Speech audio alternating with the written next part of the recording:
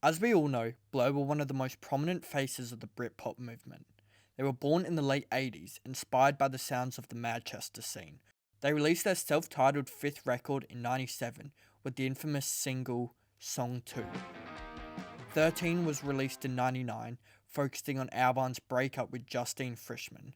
The early 2000s saw guitarist Graham Coxon focusing on his own solo records, and lead singer Damon Albarn focusing on gorillaz. Work on the band's seventh record, Think Tank, begun in 2001, with Coxon ultimately leaving the band during the recording process. In 2007, the band announced they would reunite, with Coxon once again joining the band. They toured in 2009, even headlining Glastonbury for the first time since 1998. They played several dates across 2012 and 2013, including at the Brit Awards and the closing ceremony at the Olympics. The band reunited to release their first record in 12 years, 2015's The Magic Whip, upon going on another hiatus. In November 2022, the band announced they would perform Wembley Stadium the following July. 6 months later, they released The Narcissist, the first single from their forthcoming record, The Ballad of Darren. They would play 22 shows over the course of the tour, ultimately concluding the tour in Buenos Aires at Primavera. Like most gigs, they walk out to the instrumental track, The Debt Collector, from their 1994 record, Parklife.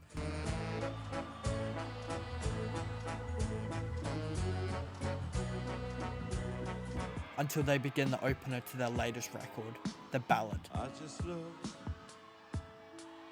into my life. The band only adopted The Ballad as an opener during the second half of the tour, as it's a slower piano ballad, which sets the audience up for their other opener and the second track from the album, St. Charles Square.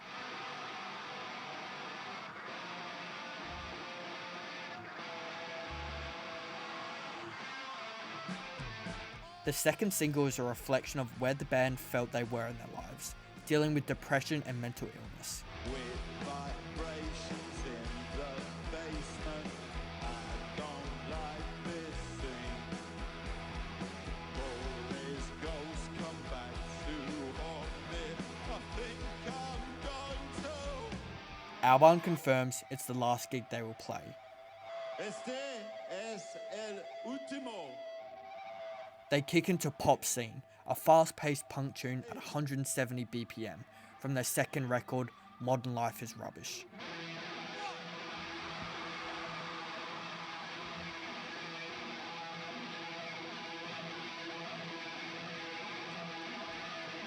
The song focuses on Albarn's disdain towards the music scene in the early 90s.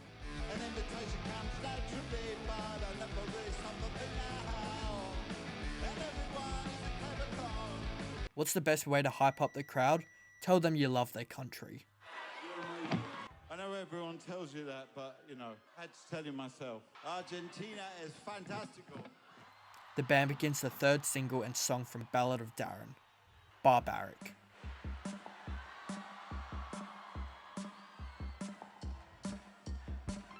Don't let the cool guitar lines and the funky bass riff fool you. The song chronicles Damon Albarn's breakup during Christmas. Crow down, pull the lonely bubbles on the plane tree. A can of soup and heating up to 10.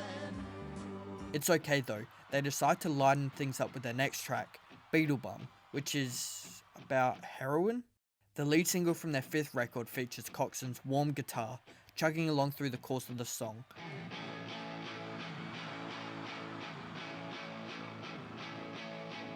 With Albarn's falsetto during the chorus.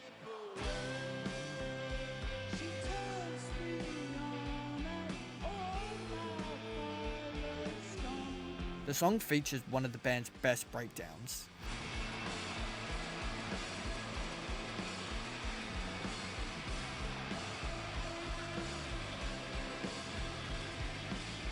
The instantly recognizable keys to Trim Trab enter,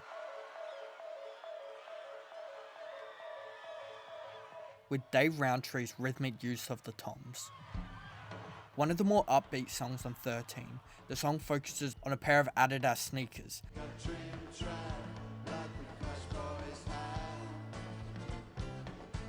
until the song leads into its climax.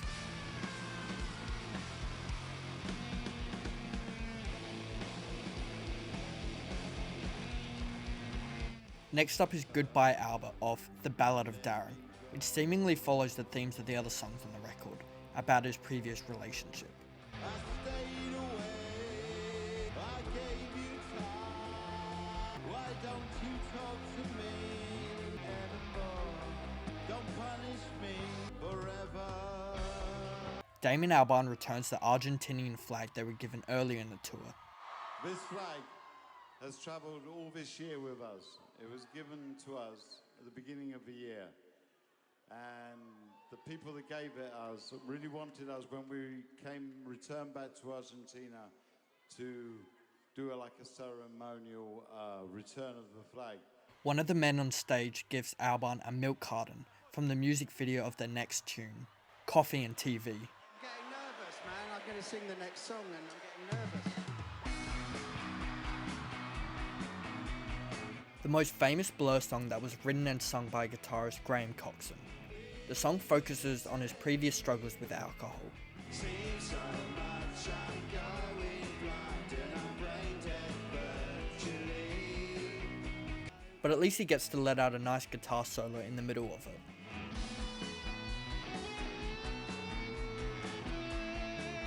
Unlike a lot of their other songs, they actually slow it down with a nice quiet ending to the song.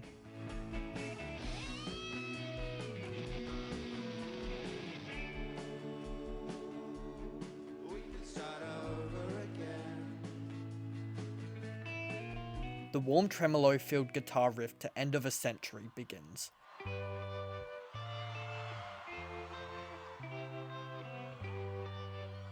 The fourth single from Parklife, the record that they typically play the most songs from, playing 5 of them tonight, not including the debt collector as they walked on stage. Damon is finally free from the constraints of an instrument and immediately jumps into the crowd.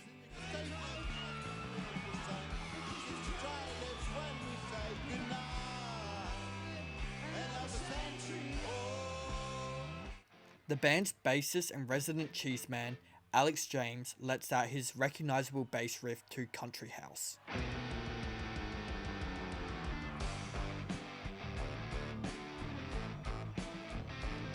The song is directly about their former manager, who left the band to buy a house in the country.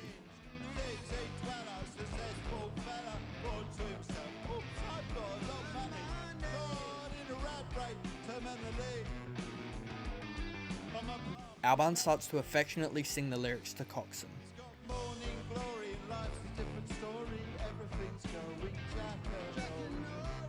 The song is the band's 5th most streamed song, and is clearly one of the more band's recognisable ones. I shall now do a pirouette. Okay. Typically for this next song, the band would be joined on stage by Phil Daniels for Parklife. Daniels would join the band on stage for the song at both of their Wembley gigs, and would pop up occasionally with the band just to sing vocals. And then I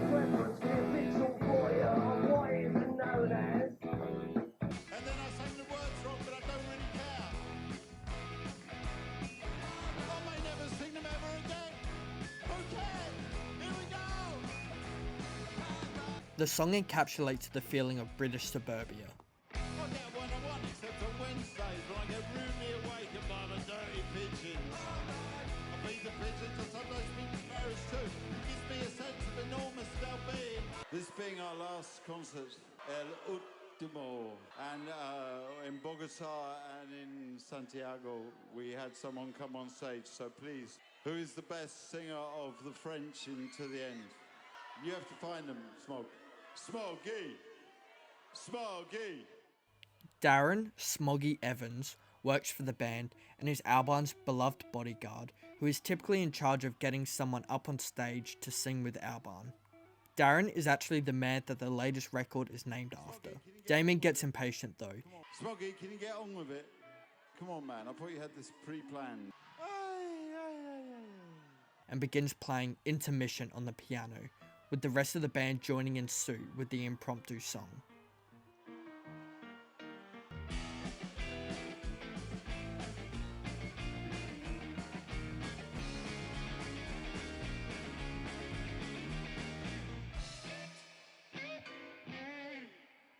Daniela joins the band on stage for To the End, another single from Parklife.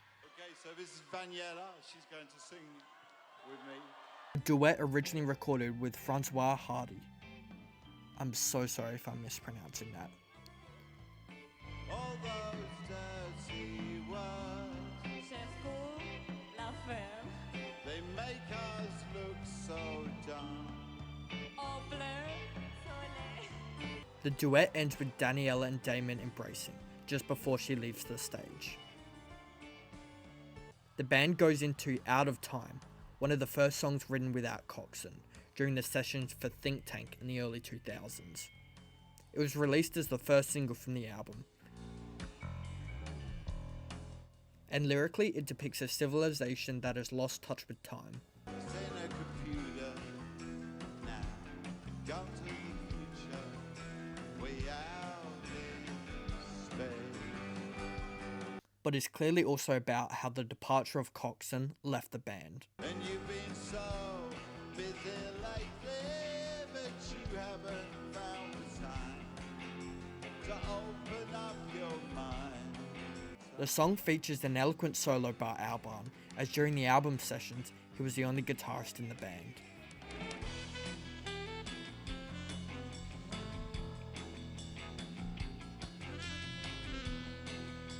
Albarn screams through a megaphone for their 10th most played song, Advert. Another song from Modern Life is Rubbish, showing Damon's discontent with, well, modern life.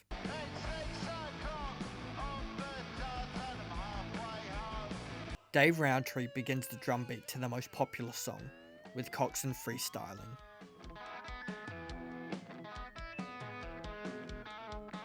Blur fanatic or hater, for better or worse, you will know this song. The song was created as a joke, a mockery of the grunge scene in America. You ready? Unfortunately, the joke was on them, as many listeners only know them for this song.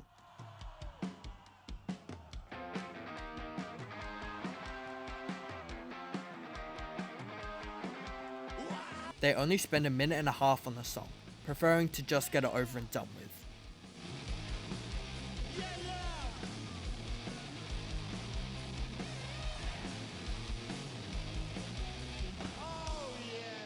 Of course, they would much prefer to spend their time on another song from Parklife. This is a low.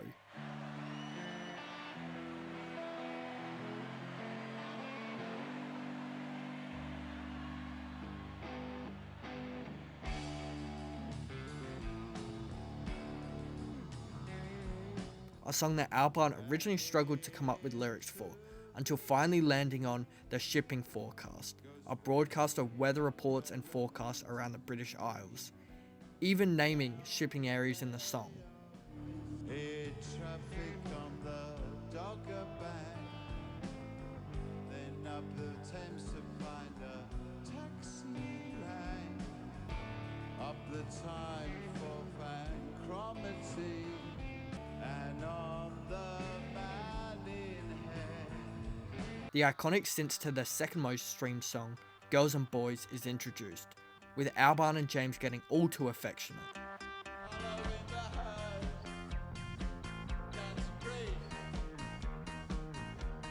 The song has been adopted by the queer community over the years, for obvious reasons.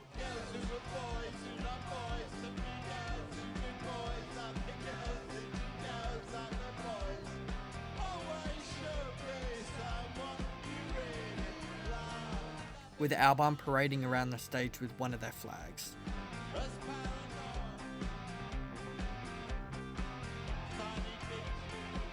The two guitarists begin the riff to Tender, the band's sixth most streamed song. The song, like the album 13, was written about Albarn's breakup with Justine Frischmann, the lead singer of Elastica.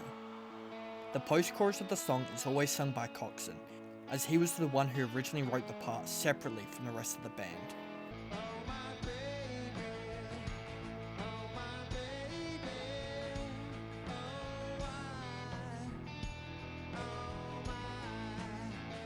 During the Think Tank tour, Albarn would ask the audience to sing it.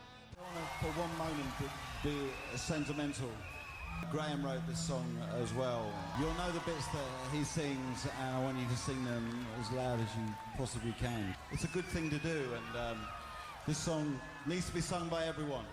After the conclusion of the song, the crowd keeps singing the refrain.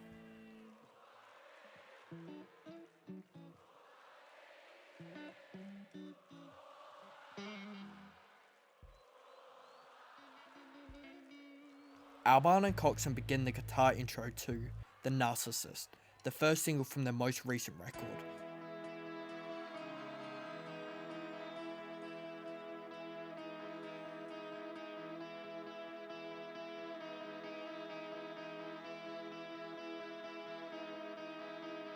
And the first song since 2015 for the band. Despite the song being released so recently, it has managed to be the band's 14th most streamed song already. The song is comparatively much more hopeful than their others.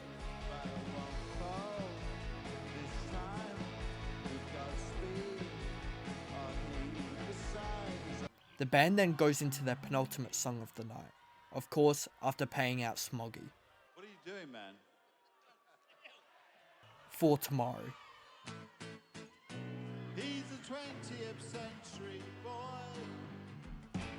The lead single from their sophomore album. The song, much like the other tunes from this period of the band, focuses on modern life in Britain. London ice cracks on a seamless line. He's hanging on for dear life. Albarn keeps mentioning El Ultimo, as this was planned to be their final gig as a band, until they were called up to play Coachella the following year at short notice. This is a gig that left a sour taste in the band's mouth.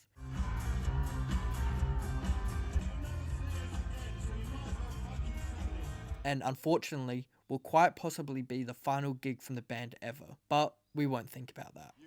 The band's logo finally arrives on the screen, Inexplicable. and so too do the strings for their ultimate closer, the Universal.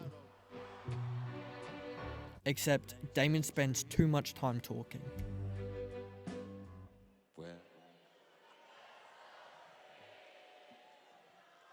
So they have to start the song over again. The song is used as a closer at most Blur gigs, and it's obvious why. The Ballad of Darrenara had the band looking back upon their career, and was fortunately sparked by the desire to play Wembley. With the amount of times the band has gone on hiatus, the band could possibly well return, though each of the band members have thriving careers outside the band, with The Wave, Gorillaz, A Cheese Farm, and as a politician. Although their future is uncertain, it was certainly a welcome surprise to get a new record from the band, over a decade after their last hiatus began. Thank you.